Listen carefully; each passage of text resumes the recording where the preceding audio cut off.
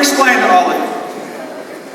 The student loan program, federal student loan program, used to basically involve you qualify for a student loan, you go down to the local bank, you get your loan at a certain interest rate. The government gives a 90% guarantee to the bank. So if you don't repay it back, they'll cover 90% of the loss. The new student loan program, which is a national version of something I did on an experimental basis, works like this. The government sets aside its own loan reserve and makes the loans directly, which means they can make them for lower interest rates. But so it'll be cheaper for you to repay. But far more important, starting in 2013, every student who borrows money under the federal student loan law, however much you borrow, will be able to pay that loan back for up to 20 years at a small, fixed percentage of your income.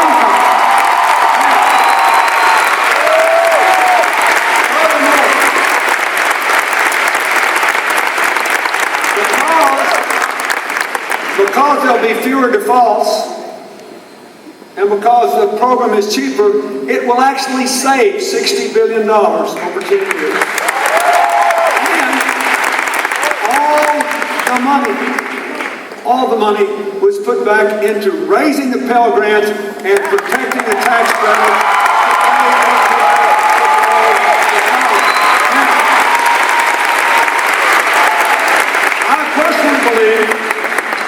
Up in the Pell Grants and making it possible for every person to pay that loan back as a limited percentage of your income means two things. It means, number one, you never have to drop out of college because you think you can't repay your loans, because you know that your loan obligation, however much you owe, is going to be fixed by your salary. And two, you'll never have to take a job, even though it pays more than being a teacher, and being a nurse, and being a police officer, than being a doctor in a little town in rural America, because of your loan. It will change the future for young Americans.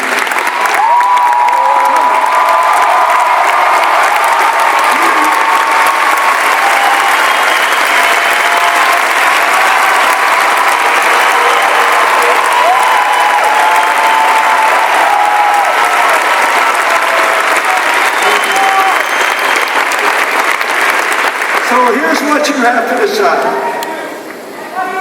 You got to decide whether you believe in this or not.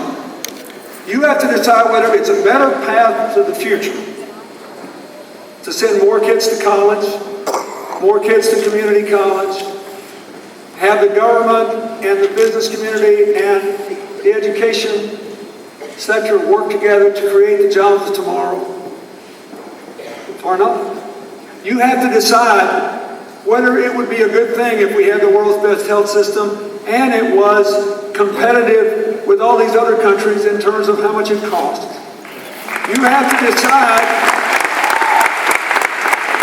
whether you think it's a good thing that the government imposed responsibilities and restructured the auto industry, and there are now 250,000 more people working in the auto industry. You have to decide whether you believe that this 500,000 new manufacturing jobs we got since the bottom of the recession is just some sort of accident that'll go away, or you like it that we're making things in America again and you want to see more.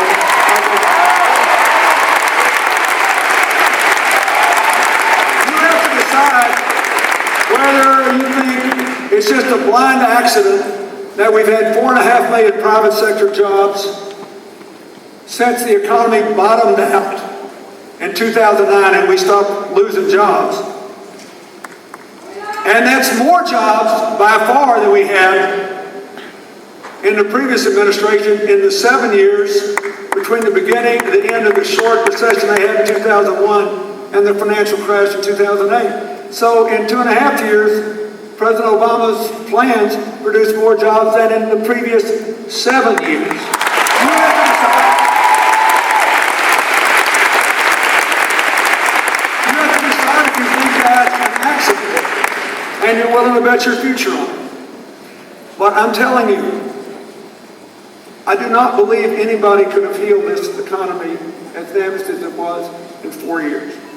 I believe that the health care bill lays the foundation for a stronger healthcare system for people of all ages and a stronger economy because of the bill today.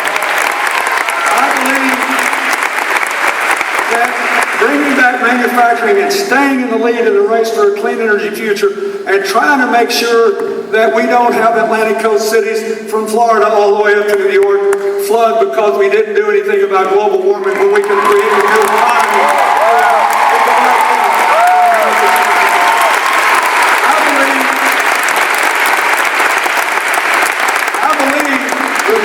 America slide down to 16th in the world in the percentage of people with college degrees and building up places like FIU, which are training people in science and technology, and engineering, and mathematics, is the right thing for America's youth.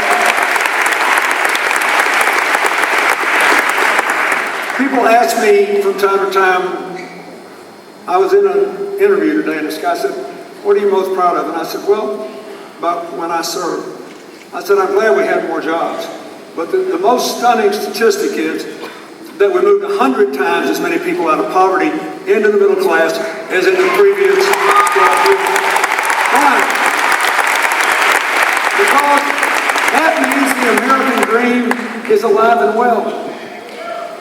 And I'm telling you, I believe with all my heart that a society that basically says, you're on your own, is never going to be as successful in a highly competitive, interdependent world as a society that says we don't have a person to waste. We're all in this together.